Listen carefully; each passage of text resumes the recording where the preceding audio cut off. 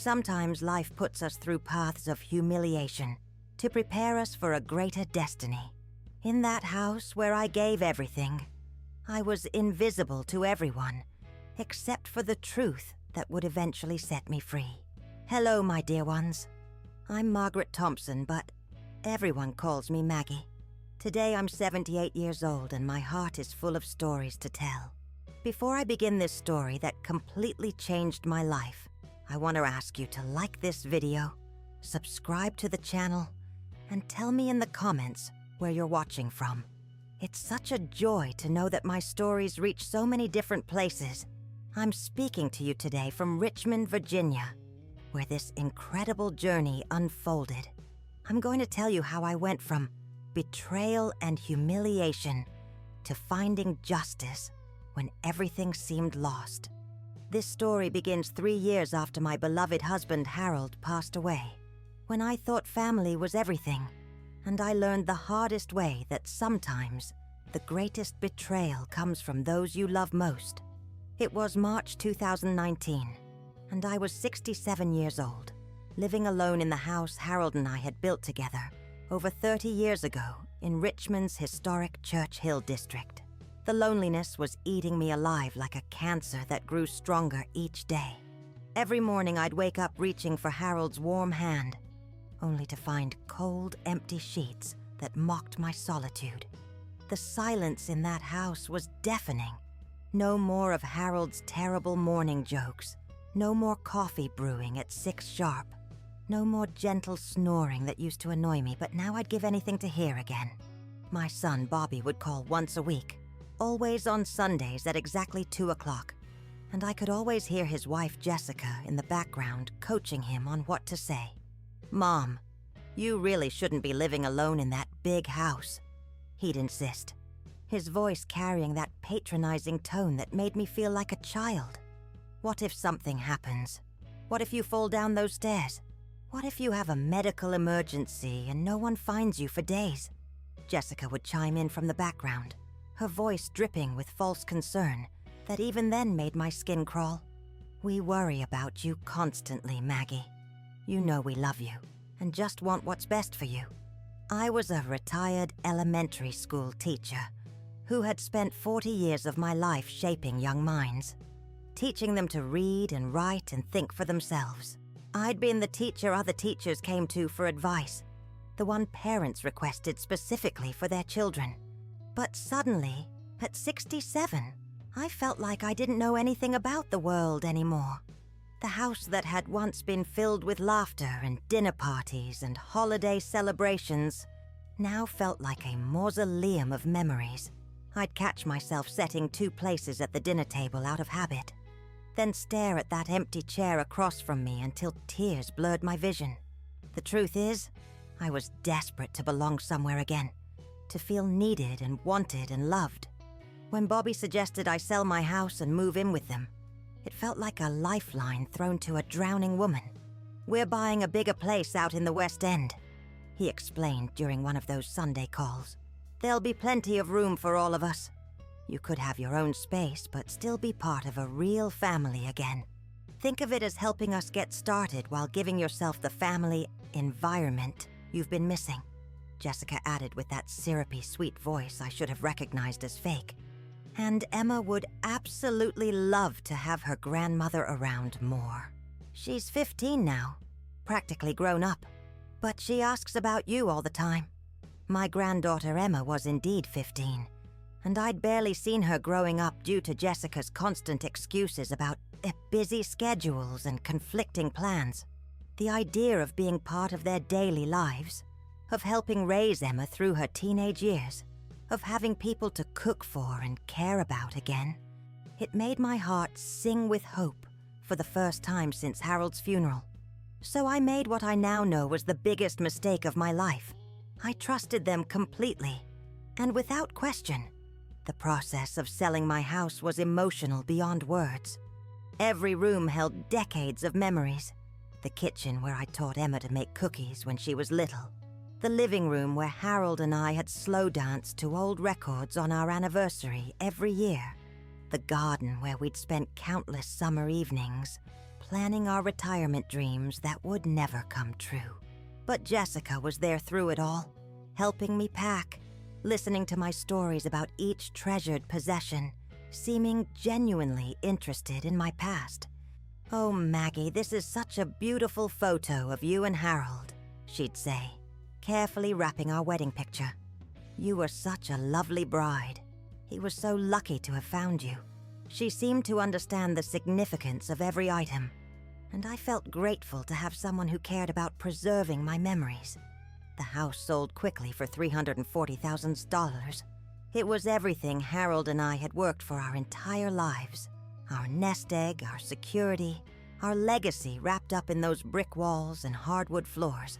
I gave Bobby $200,000 for the down payment on their new house without hesitation, keeping $140,000 for my personal expenses, future medical needs, and the sense of independence that money provides. We moved into their beautiful colonial-style home in Richmond's prestigious West End in late June 2019, and for the first few months, I genuinely believed I had made the right decision. The house was stunning. White columns, black shutters, a wraparound porch that reminded me of the old Southern homes I'd admired as a child. I had my own room on the first floor with a small but adequate bathroom, decorated with some of my favorite furniture from the old house. It wasn't much space, but it felt like mine. And after months of rattling around in an empty house, having people around me again was wonderful. Jessica seemed genuinely happy to have me there, always asking about my day when she got home from her salon, including me in dinner conversations, even asking for my advice about Emma's teenage drama. "Maggie, you raised kids and taught school for decades," she'd say. "What do you think we should do about Emma's attitude lately?" Bobby was more attentive than he'd been in years, helping me arrange my furniture just right, making sure I was comfortable with the temperature and lighting, even suggesting we take weekend trips together as a family. Emma, my granddaughter, was polite but distant in that typical teenage way. She'd say hello when she got home from school, answer questions about her classes with one-word responses, but mostly disappeared into her room with her phone and her music.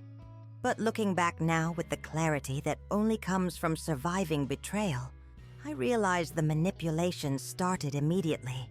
It was so subtle, so expertly crafted, that I didn't recognize it for what it was. Jessica would make comments like, "Maggie, honey, you left the stove on again when you made your tea this morning.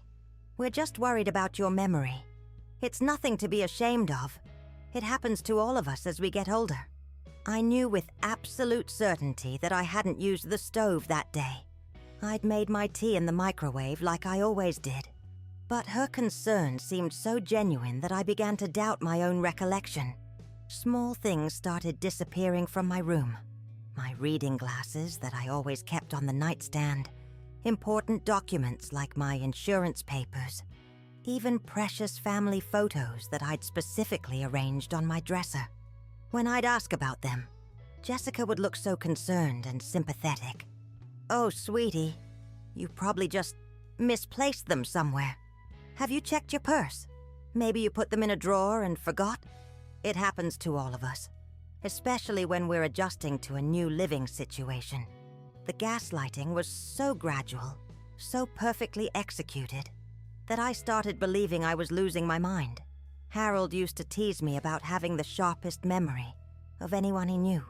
I could remember every student's name from 40 years of teaching, every birthday and anniversary, every detail of our life together. But suddenly I was questioning everything about myself, wondering if age was finally catching up with me in ways I hadn't expected. By the 6th month, October 2019, the financial manipulation began in earnest, though I was still too trusting to recognize it for what it was. A man named David Crawford started visiting the house regularly, always impeccably dressed in expensive suits that screamed success and trustworthiness.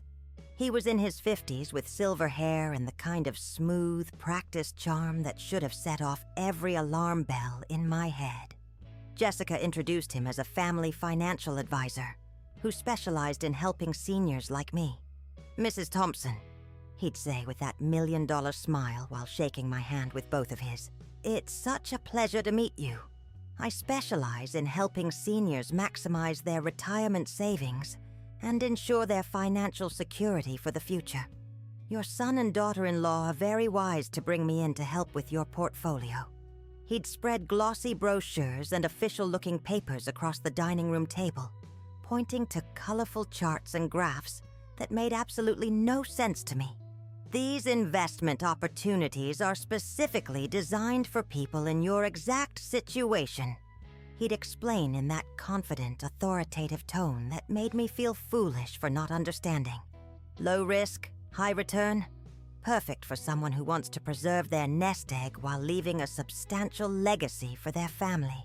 Jessica would sit right beside me during these meetings, her hand resting protectively on my shoulder, nodding enthusiastically at everything David said. Maggie, this sounds absolutely perfect for your situation, she'd say. David has helped so many families here in Richmond. He comes highly recommended from several people at the salon. Bobby would chime in from across the table. Mom, this is exactly the kind of professional help you need. You've never had to manage money on your own. Dad always handled all the finances, right? This way, you don't have to worry about making mistakes or missing opportunities. What I didn't know then, what I couldn't have imagined in my worst nightmares, was that David Crawford wasn't a licensed financial advisor at all. He was a sophisticated con artist who specialized in targeting elderly clients, particularly widowed women who were vulnerable and trusting.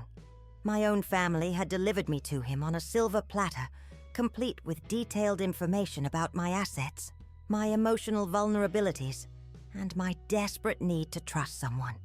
Over the next several months, I signed papers I didn't fully understand, transferred money into accounts I thought were legitimate investments, and watched my carefully saved nest egg slowly disappear into their pockets. Every month I'd receive professional-looking statements, showing modest but steady returns on my investments. But they were all completely fabricated. The money was being funneled directly into accounts controlled by David, Jessica, and even Bobby. My own son, the baby I'd carried for 9 months and raised with all the love in my heart, was getting a commission for every dollar they stole from his own mother. The isolation intensified gradually and systematically as 2019 turned into 2020. Phone calls to my daughter Sarah, who lived in California with her husband and young son, became increasingly impossible to complete. Every time I tried to call her, Jessica would mysteriously appear with some urgent task that needed my immediate attention. Oh, Maggie, I hate to interrupt, but could you help me with dinner? Emma's having friends over tonight and I'm running behind, she'd say, gently taking the phone from my hands. You can call Sarah later. She's probably busy with work anyway. When I'd ask to call Sarah after dinner, Jessica would look concerned and say, Oh, honey, Sarah called while you were napping this afternoon. She said she'd try to call back tomorrow, but she seemed really busy. You know how it is with young families. They're always running around. But tomorrow would come and go without any call from Sarah. When I'd ask for Sarah's current phone number so I could try calling her myself, Jessica would furrow her brow with that practiced look of worry.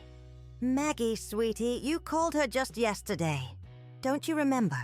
She actually seemed a bit overwhelmed by how often you've been calling lately. Maybe we should give her some space. I knew this was a lie.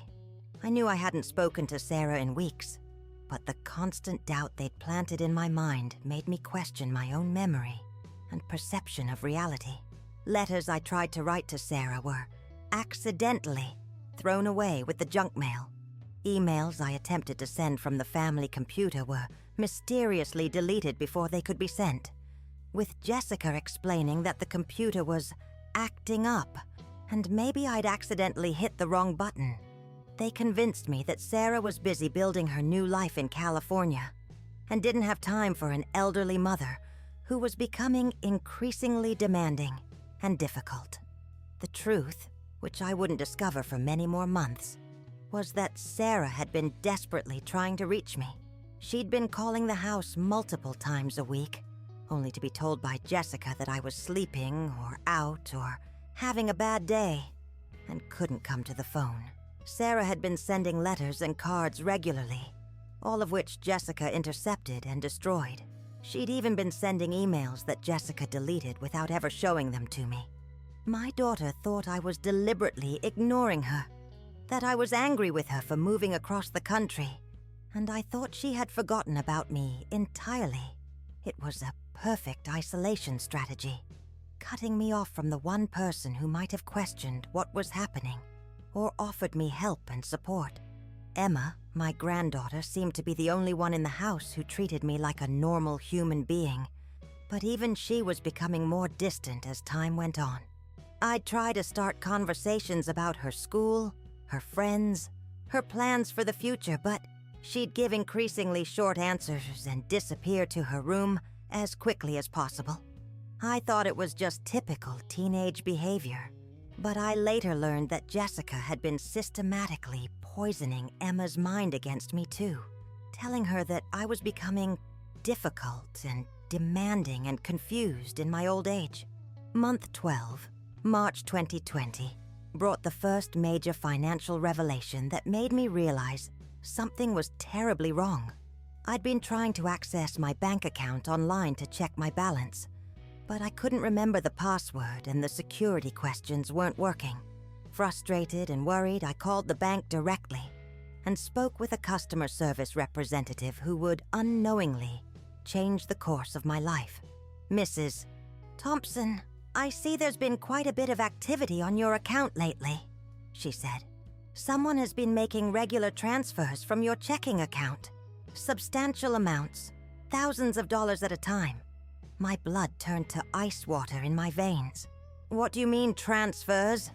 I asked, my voice barely above a whisper. Mrs. Thompson, these transfers have been happening every month for the past 6 months.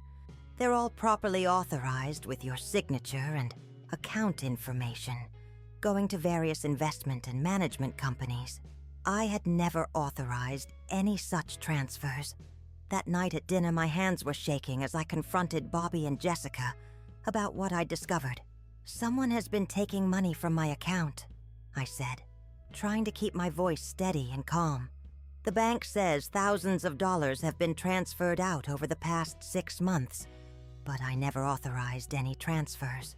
Bobby's reaction seemed genuinely surprised, his eyes widening with what appeared to be shock and concern. Mom, that's impossible. Are you sure you understood what they told you?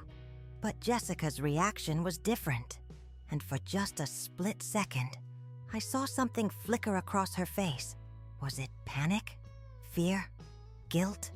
Then, like a switch being flipped, her mask of concern slipped perfectly back into place.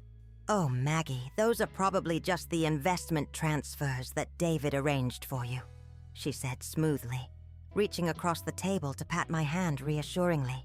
Remember all those papers you signed last fall? David explained that he'd be moving your money into higher yield accounts to get you better returns. It's all perfectly normal and legitimate. But I didn't remember signing anything that would allow someone to make regular, ongoing transfers from my account. Something felt wrong, terribly wrong, but I still didn't want to believe that my own family could be stealing from me. That night, lying awake in my small room, I made my first real decision to fight back. I couldn't trust them anymore. The evidence was right there in front of me, and I needed to protect myself and what was left of my life savings. The next morning, while Bobby was at his job at the construction supply company, and Jessica was at her salon, I took the bus downtown to the bank branch. What I discovered there made my knees so weak, I had to sit down to avoid fainting. Over the past 8 months, $89,000 had been transferred out of my various accounts. The money had gone to something called Crawford Investment Management, and several other companies with official-sounding names that I didn't recognize. The bank manager, a kind woman named Patricia Williams, looked at my documents with growing concern and alarm. Mrs. Thompson, I have to tell you, this looks very suspicious to me, Patricia said, spreading the papers across her desk. These aren't typical investment transfers that I'd expect to see from a legitimate financial advisor. The amounts are too large, too frequent, and some of these signatures. She held up one of the authorization forms and pointed to my signature at the bottom. This doesn't look quite right to me. It's similar to your signature, but there are subtle differences that suggest it might have been forged. The room started spinning around me as the full implications of what she was saying sank in. Patricia continued, Mrs. Thompson, I've been working in banking for over 20 years, and I've seen situations like this before. Sometimes family members or people in positions of trust take advantage of elderly relatives. It's unfortunately more common than most people realize. She recommended that I consider documenting what was happening in my home environment, just in case I needed proof later for legal proceedings. If you suspect that someone is manipulating or defrauding you, it's important to gather evidence, she explained gently. Sometimes families take advantage of elderly relatives' trust and confusion, especially if they think no one is watching or paying attention. The idea that my own son and daughter-in-law could be systematically stealing from me was almost too painful to accept. But the evidence was right there in black and white, impossible to deny or explain away. That weekend, I made the decision that would ultimately save my life and my sanity. I told Jessica I needed to run some errands and took the bus to a small electronics store downtown, where a patient young man named Marcus helped me choose the right equipment for my situation. I need some security cameras for my home, I explained, feeling foolish but determined. Something small and discreet that can record both video and audio. Marcus showed me several options and recommended tiny wireless cameras that were motion activated and could store hours of footage on internal memory cards. These are perfect for home security, he explained enthusiastically. They're completely wireless, motion activated, and can record in high definition. You can even monitor them remotely from your smartphone. The technology was completely foreign to me. I'd never been comfortable with computers or smartphones, but desperation proved to be a powerful teacher. Marcus spent over an hour showing me how to set up the cameras, how to connect them to my phone, and how to review the recorded footage. It took several attempts and a lot of patience on his part, but I slowly began to understand how the system worked. I bought 3 cameras and extra memory cards, spending almost $400 of my dwindling savings, but knowing it was the most important purchase I'd ever made. Over the next week, I carefully and secretly installed the cameras in the living room, kitchen, and dining room, all places where I'd observed Jessica and David having their mysterious hushed conversations that stopped abruptly whenever I entered the room. I hid the cameras behind picture frames, inside decorative vases, and even inside the artificial flower arrangement on the dining room table where they'd never be noticed unless someone was specifically looking for them. For the first time in many months, I felt like I was taking some measure of control over my situation, like I was fighting back instead of just passively accepting whatever was happening to me. I had no idea that what those cameras would record over the next few weeks would be far worse than anything I could have imagined in my darkest nightmares. The recordings began immediately, and within just 2 weeks, they revealed the full scope of the betrayal and conspiracy that was destroying my life. I'd sit in my room late at night, watching the footage on my phone with headphones on so no one could hear, and my heart would break a little more with each conversation I witnessed. Jessica and David weren't just stealing my money. They were planning my complete and total destruction as a human being. "The old bat is getting suspicious about the bank transfers," Jessica said in one recording, pacing around the kitchen while talking on her phone to someone I couldn't see. "She went to the bank yesterday and started asking questions. We need to speed up the timeline and get more aggressive before she figures out what's really going on." David's voice came through crystal clear when he visited the house the next day, and what I heard made my blood freeze in my veins. Don't worry about it, Jessica. I've handled situations exactly like this before. Sometimes these old people get suspicious, but there are ways to deal with that. We just need to establish more definitively that she's becoming mentally incompetent. Once we can get legal guardianship established, we can do whatever we want with her money, and she won't be able to stop us. They discussed forging additional documents, bribing a doctor to declare me mentally unfit to manage my own affairs, and eventually having me committed to a state-run nursing home where I'd be completely isolated and helpless.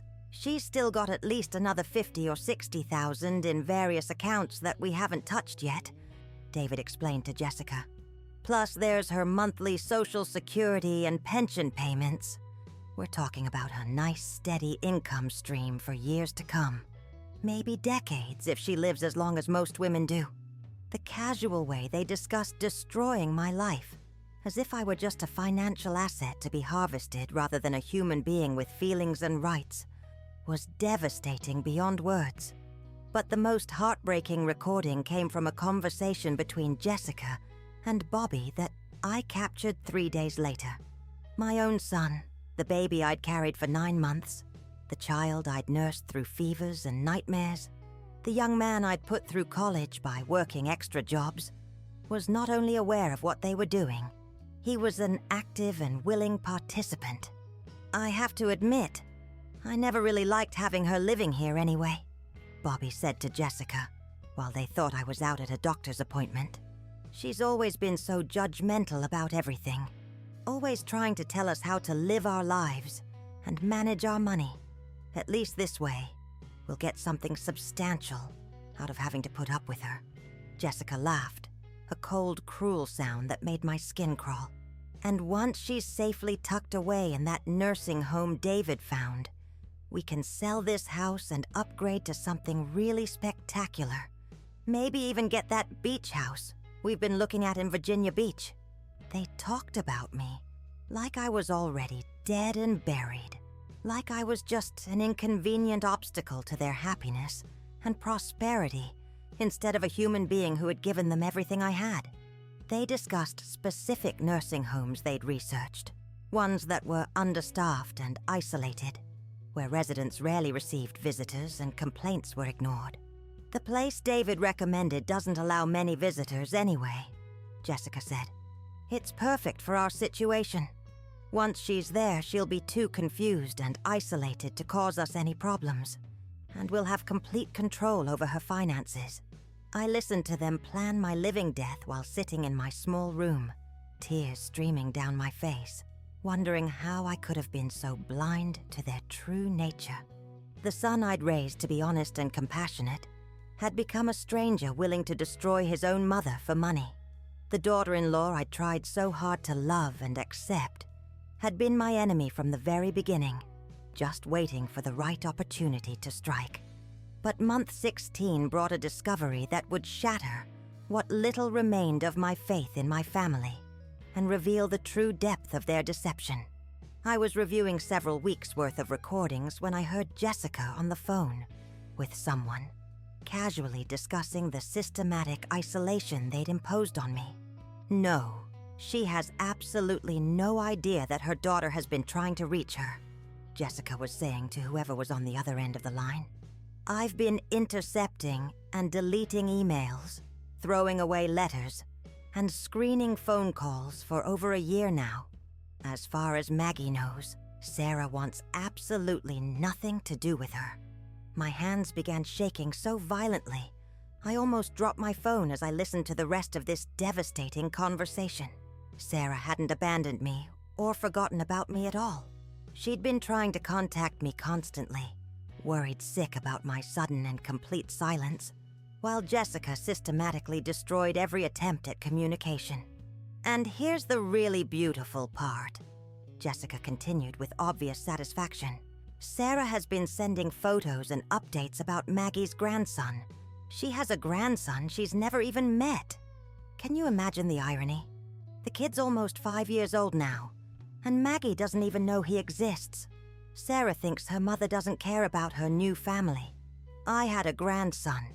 My daughter Sarah had given birth to my grandson, and I'd missed the first 5 years of his life because of Jessica's calculated cruelty.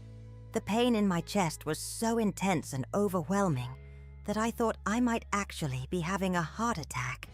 I'd spent almost 2 years believing that my daughter had written me off, grieving the loss of our relationship, torturing myself with questions about what I might have done to drive her away. In reality, she'd been fighting desperately to maintain contact with me, probably thinking I was angry with her for moving to California, or upset about some perceived slight I couldn't even remember.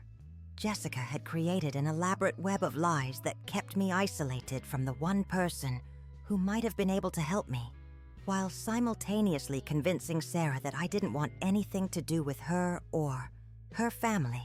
It was psychological warfare of the most sophisticated and cruel kind, designed to leave me completely alone and vulnerable to their financial abuse.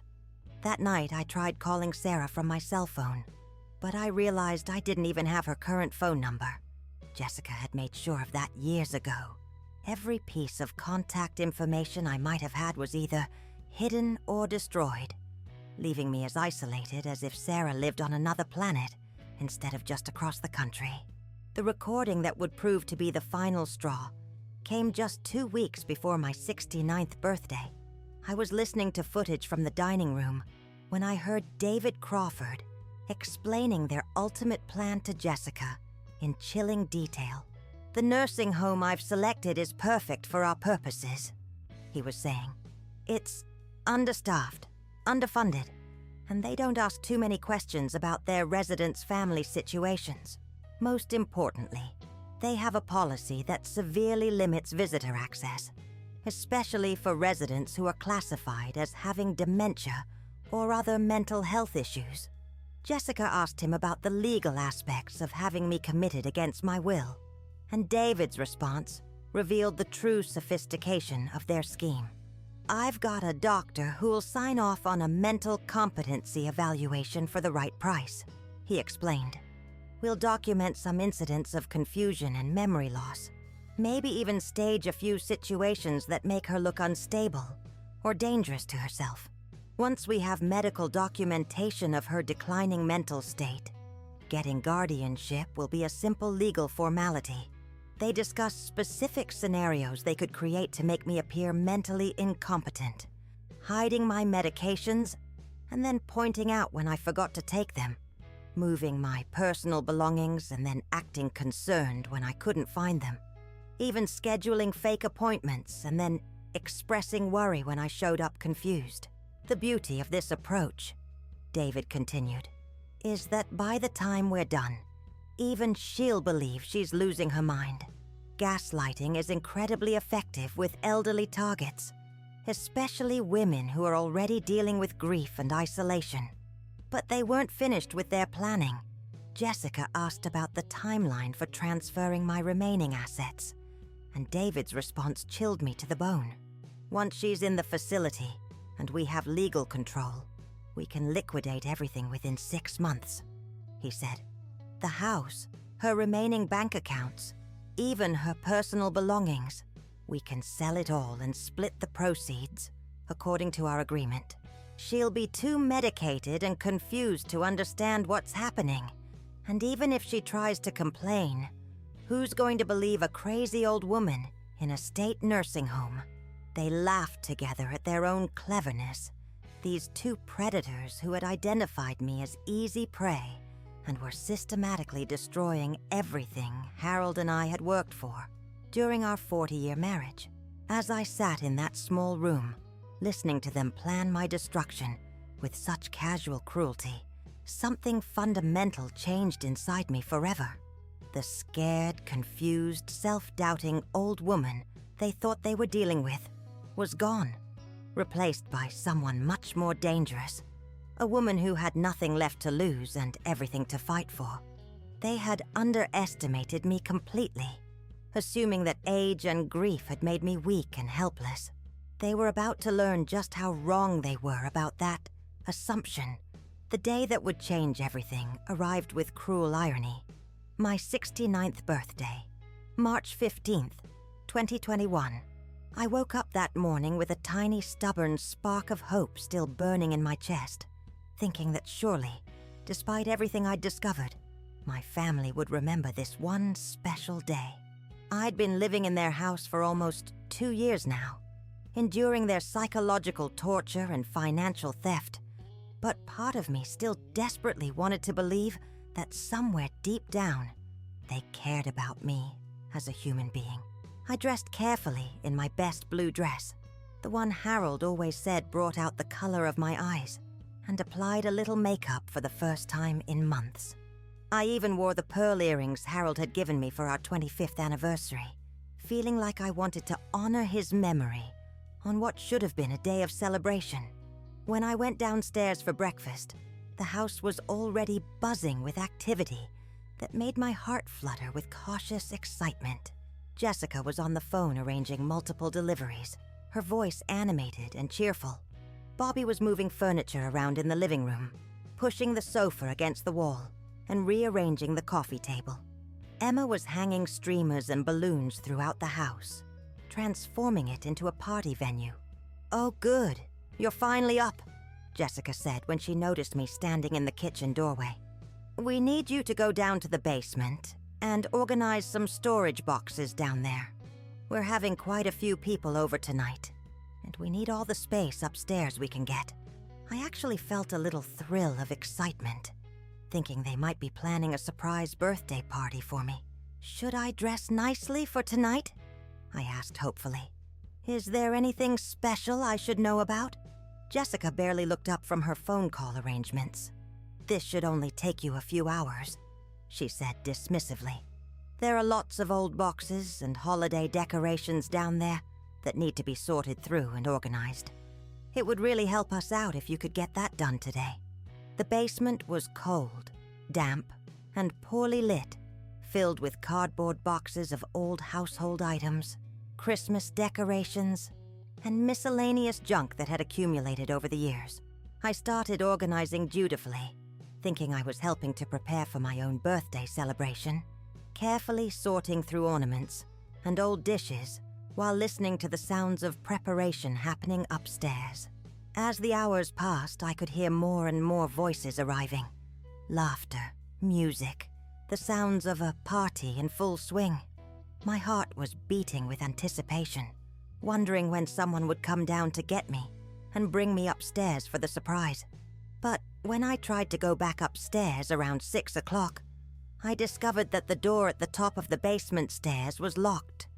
I turned the handle and pushed, but it wouldn't budge.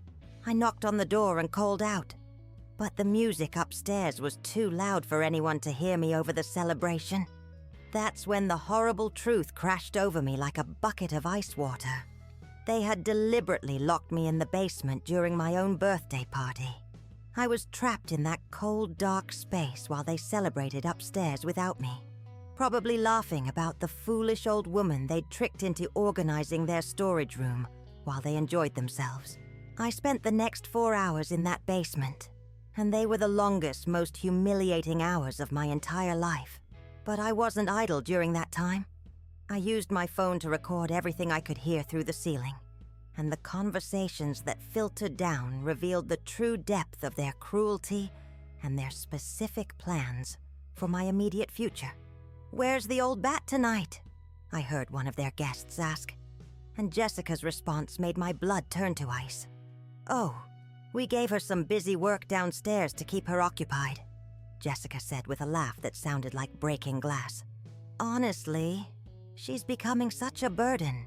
Bobby and I are finally ready to start looking seriously at assisted living facilities. We can't handle her much longer. She's getting so confused and demanding." Another voice, a woman I didn't recognize, said, "That's probably for the best. My mother went through the same thing. Sometimes you just have to accept that they can't take care of themselves anymore." I listened to them toast my absence, joke about my declining mental state, and discuss their plans for my money, as if I were already dead and buried. The most devastating moment came when I heard Emma, my own granddaughter, telling someone about me in terms that broke my heart into a million pieces. "Yeah, my grandmother lives with us, but she's kind of losing it," Emma said in a casual, matter-of-fact tone. "She's always confused about where she put things, and she forgets conversations we just had 5 minutes ago. Mom says it's probably Alzheimer's or dementia or something like that. They had successfully poisoned even Emma against me, convincing a 15-year-old girl that her grandmother was mentally incompetent and burdensome. But the worst revelation came from David Crawford's voice, filtering clearly through the floorboards as he explained his final strategy to someone at the party. "The nursing home I've selected doesn't allow many visitors, and they have very strict policies about outside contact," he was telling someone. "It's perfect for our situation. Once she's there, we'll have complete control over her finances and medical decisions, and she'll be too isolated and medicated to cause any problems for us. They weren't just planning to steal my money. They were planning to bury me alive in some horrible institution where I'd never see sunlight or family again, where I'd be drugged into compliance and left to rot while they enjoyed the fruits of their theft." As I sat in that cold basement, listening to them plan my living death while celebrating what should have been my special day, something inside me changed forever and irreversibly. The scared, confused old woman they thought they were dealing with was gone, replaced by someone with nothing left to lose and a burning desire for justice. But sometimes when you think all hope is lost, fate sends you an unexpected ally.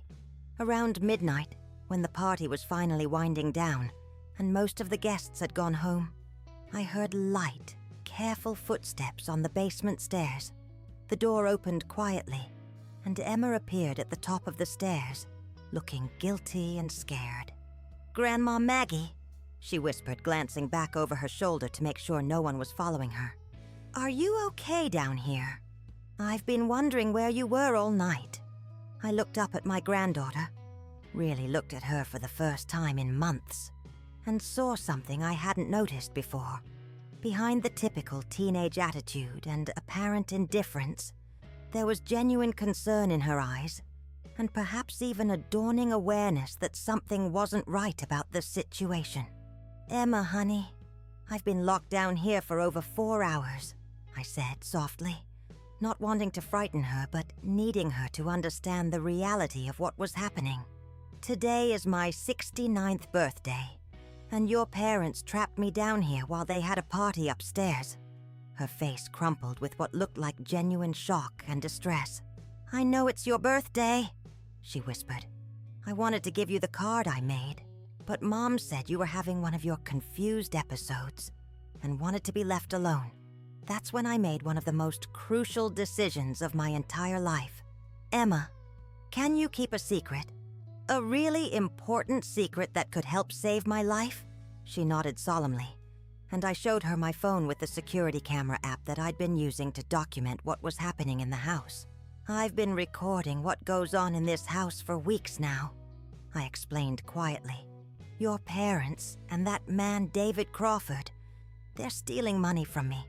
They're planning to put me in a nursing home so they can take everything I have and leave me to die alone." Emma's eyes widened with shock and disbelief as I showed her some of the most damning footage I'd collected. She was clearly a smart girl, much smarter than her parents gave her credit for, and she understood immediately what she was seeing and hearing. "Oh my God, Grandma," she breathed, her voice filled with horror. This is really terrible. I had no idea they were doing this to you." For the first time in almost 2 years, I had a genuine ally in that house of lies and manipulation. Emma helped me back upstairs and to my room, and we spent the next hour planning how she could help me gather more evidence and eventually contact the outside world when the time was right. "My mom always told me you were getting confused and forgetful," Emma said sadly, "but you seem completely normal to me. Actually, you seem sharper and more aware than most adults I know. I'm really sorry I believed what she was telling me about you. Having Emma on my side changed everything about my situation. She became my eyes and ears when I couldn't be in a room. She helped me understand the full scope of their deception. And most importantly, she gave me hope that not everyone in my family had turned against me. The evidence that Emma and I gathered together over the next 2 months was overwhelming and undeniable. Emma discovered that Jessica had been systematically forging my signature on documents for over a year, practicing until she could replicate my handwriting almost perfectly. Hidden in Jessica's bedroom closet, Emma found copies of nursing home applications that had been filled out in my name without my knowledge, bank transfer authorizations I'd never signed, and even a fake medical evaluation declaring me mentally incompetent that had been prepared by David's corrupt doctor friend. The depth and sophistication of their conspiracy was absolutely staggering. They'd been planning this for much longer than I'd realized, probably since before I'd even moved into their house. David Crawford had been running similar scams on at least 6 other elderly clients in the Richmond area. And Jessica wasn't just stealing from me. She was part of a larger network of elder abuse that had been operating successfully for years throughout Virginia. Emma also helped me recover crucial information that Jessica had been hiding from me, including my daughter Sarah's current contact information that had been carefully concealed in Jessica's personal files. My hands shook with nervousness and anticipation as I dialed my daughter's number for the first time in over 2 years, not knowing what kind of reception I'd receive or whether she'd even want to talk to me after my long silence. "Mom?"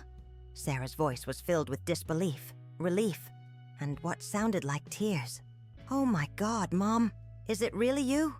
I've been trying to reach you for so long. I thought maybe you were angry with me about something or that you didn't want to talk to me anymore after I moved to California." Through my own tears, I explained everything that had happened over the past 2 years. The isolation, the financial theft, the systematic destruction of our communication.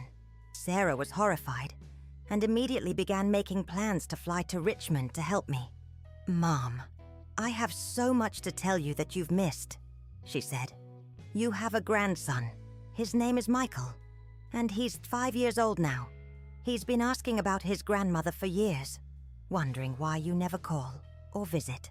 I've been sending pictures and letters and emails constantly, but I guess I never received any of them," I whispered. Jessica intercepted everything. "She made me believe you didn't want anything to do with me." That conversation with Sarah gave me the strength and determination I needed for what came next. She immediately contacted the FBI's Elder Abuse Unit, and within a week, they opened a formal investigation into David Crawford's operation. The evidence from my security cameras, combined with Emma's insider information, and the detailed bank records Patricia had helped me compile, painted a clear and undeniable picture of systematic financial abuse, fraud, and elder abuse. The federal agents told me they'd been investigating David Crawford for months, but hadn't been able to gather enough concrete evidence to make arrests and build a solid case.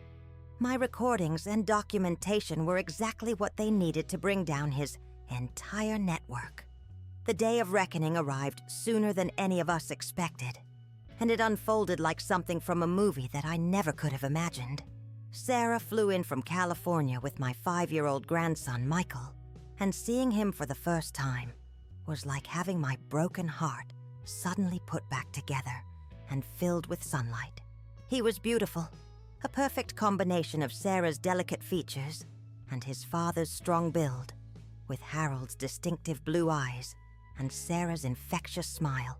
When Sarah told him who I was, he ran to me with the pure, unguarded love that only children possess. "Grandma Maggie!" he shouted, throwing his little arms around my neck with such enthusiasm that I nearly fell over. "Mommy told me you were waiting to meet me, and now you're finally here." Bobby and Jessica's shock at seeing Sarah walk through their front door was immediate and obvious. The color drained completely from Jessica's face, and Bobby looked like he'd seen a ghost. "Sarah," Jessica stammered, clearly trying to regain her composure and control the situation. We had no idea you were planning to visit. Maggie never mentioned that you'd called or that you were coming. Sarah's voice was ice cold and controlled, but I could see the fury burning in her eyes. That's because she couldn't call me, and you know exactly why. You made sure of that. The confrontation that followed was brutal and completely devastating for Bobby and Jessica. Sarah had brought a lawyer with her, and together they presented evidence of all the financial theft, document forgery, isolation tactics, and elder abuse that had been systematically perpetrated against me. Bobby tried desperately to deny everything, claiming he'd had no idea what Jessica and David were doing. But the recordings were undeniable proof of his complicity. When they heard their own voices discussing how to declare me mentally incompetent, how to steal my remaining money, and how to bury me in an isolated nursing home, they knew they were completely caught. "Mom, please, I can explain everything," Bobby pleaded, his voice breaking with what might have been genuine remorse or just fear of the consequences. This got way out of hand. I never meant for it to go this far, but I held up my hand to stop him from saying another word. "There's nothing to explain, Robert," I said quietly, using his full name for the first time since he was a child in trouble. "I heard every word you said about me. I know exactly who you are now, and there's no excuse that could possibly justify what you've done." The police arrived that afternoon with warrants for the arrests of Bobby Jessica and David Crawford. As they were led away in handcuffs, Jessica screamed at me with pure venom. "You ungrateful old witch! We gave you a home. We took care of you when no one else would." But I felt nothing but relief and a sense of justice finally being served as I watched them taken away. Emma, faced with the choice of going into temporary foster care or coming to live with me and Sarah, chose without hesitation to stay with the family members who actually loved her. Today, I'm living in a beautiful house in San Diego with Sarah, her husband Mark, and my precious grandson, Michael, spending my days making up for lost time and rebuilding the relationship with my daughter that Jessica tried so hard to destroy. We recovered most of my stolen money through the criminal court system and a civil lawsuit, and David Crawford's entire elder abuse network was shut down permanently. Bobby and Jessica pleaded guilty to multiple felony charges of elder abuse, fraud, and conspiracy, and they're currently serving prison sentences, though they'll be eligible for parole in 3 years. Emma is absolutely thriving in her new environment and has become the granddaughter I always hoped she'd be. She's excelling in her new school and has decided she wants to study criminal justice in college so she can help other elderly people who are being taken advantage of by unscrupulous family members and con artists. The trauma of those 2 years will never completely heal, and I still have nightmares sometimes about being trapped in that basement while they planned my destruction upstairs. But I've learned something incredibly important about myself through this ordeal. I'm not the helpless, confused old woman they tried to convince me I was. I'm stronger and more resilient than I ever imagined. And when I needed to fight for my life, my dignity, and my sanity, I found the courage and determination to do whatever was necessary. Sometimes the people who are supposed to love you the most are the ones who hurt you the deepest. But that doesn't mean you have to accept it or give up on yourself. Thank you so much for staying with me until the end. I hope my story has touched your heart and opened your eyes to how elder abuse can happen, even in families that seem perfectly normal from the outside. If this story resonated with you, please don't forget to subscribe to our channel and leave a like on this video. It really helps us reach more people who might need to hear these important stories. We bring you new, inspiring stories about life, family, and overcoming adversity every single day. So feel free to explore and find your favorites. And of course, I'd love to hear from you. What did you think about my story? Have you or someone you know experienced something similar? Please share your thoughts in the comments below. Your experiences matter and could help someone else who's going through a difficult time. I'll see you tomorrow with another incredible story that proves we're never too old to fight for what's right.